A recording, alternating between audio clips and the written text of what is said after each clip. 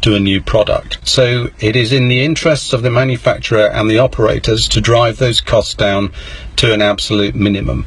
The question now arises as to where that minimum level is set. Do you think now this has to be a question for institutional investors in both airlines and also the manufacturers? It is. The shareholder is king, and let's be perfectly honest, if an operator is not making money, he's not in business. So, it's in nobody's interests for the costs to be so high that it becomes non-productive.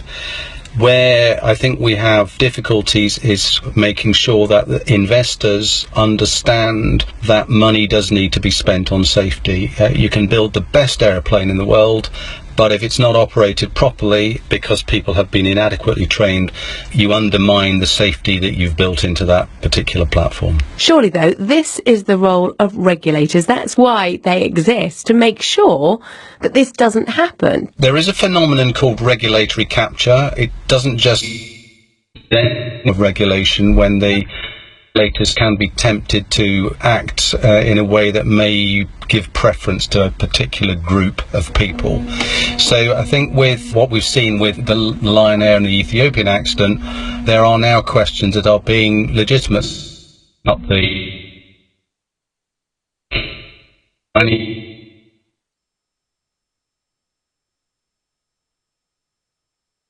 the manufacturer may have been able to mark its own homework in terms of proving to the regulator that their product was compliant with the safety standards that the regulator requires.